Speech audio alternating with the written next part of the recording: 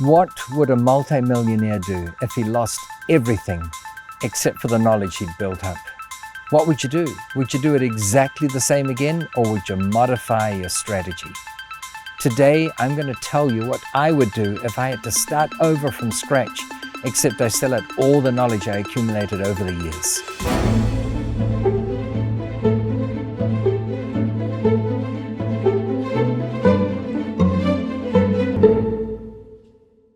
The truth is, I was held up at one stage. I was in Guatemala City. I had a shiny 45 stuck in my belly. I was next to a 6'4" Navy SEAL, and we got robbed of everything. But fortunately, I've never lost anything. Nonetheless, today I want to explore with you what I would do if I did lose everything except for my knowledge and I had to start again from scratch. Many of you are familiar with the Rich Dad cash flow quadrant, where you have the employees, the self-employed, the business owners, and the investor. Well, like most people, I started here. I was an employee. I worked at a car wash for a while just to earn some money, to have some money to spend on the weekends. And where I wanted to be was down here as an investor. So let's explore the path that I and most people end up taking to get from E to I.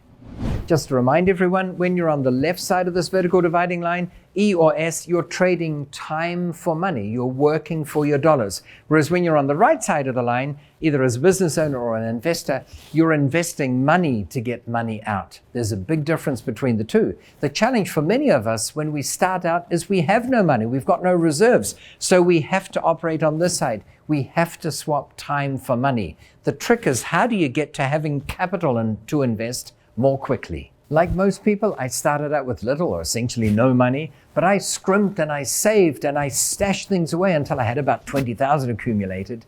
And then I went to the bank and I said, listen, I found this great investment property. It's costing 100,000. Will you lend me $80,000? And they said yes. And bingo, I learned about leverage. The bank put in 80% or 80,000. I put in $20,000, and using their money, their bigger sum of money, I could own a $100,000 property. The great advantage, of course, is if it went up by, say, 10%, it wasn't just 10% of my cash input, it was 10% of the purchase price of 100,000, including the 80,000 that they put in there. I got leverage over their money as well.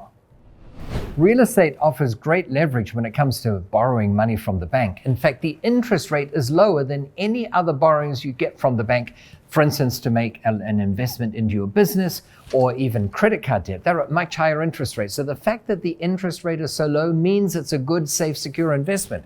But when we explore different kinds of real estate, banks tend to lend easily 80% on residential property, but when it comes to commercial property, they're often down at 50%. How do you negotiate these things? How can you increase that? That's when we have to introduce the concept of the middleman.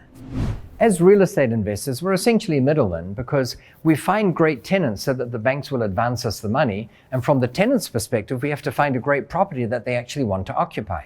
So when a tenant occupies a building, we can get a mortgage from the bank. And the amount that a bank will lend us depends on the kind of property. With residential, it's about 80% of the purchase price. When it comes to commercial, they're only comfortable lending 50 or 60%. But here's the big difference. With commercial property, the value of a commercial building is a multiple of its rental income.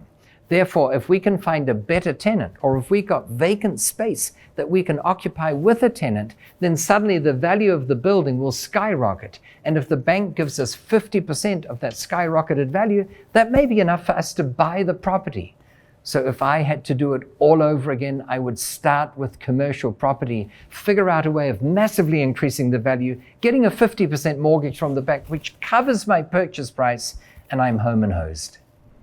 So in essence, what I did is I figured out a way of going from E straight to I without going through S or B. In other words, I didn't have to work hard and swap time for money to build up capital because I figured out a way of getting more money from the bank. And you too can make that leap from E to I if you just know how to create value with very little money. And to help you on your way, I've got the book that does just that. It's called 101 Ways to Massively Increase the Value of Your Real Estate Without Spending Much Money. It is chock full of ideas, and I guarantee you, you cannot read this book without seeing that there are 4 or 5 or maybe 28 of them that you can apply right away. Click on the link here to get your free copy of this book so that you too can set yourself on a path of financial freedom. Thank you for watching. I know you learned some great things that you didn't know before, especially about how you can increase the value of commercial real estate. For more great ideas, check out my next video.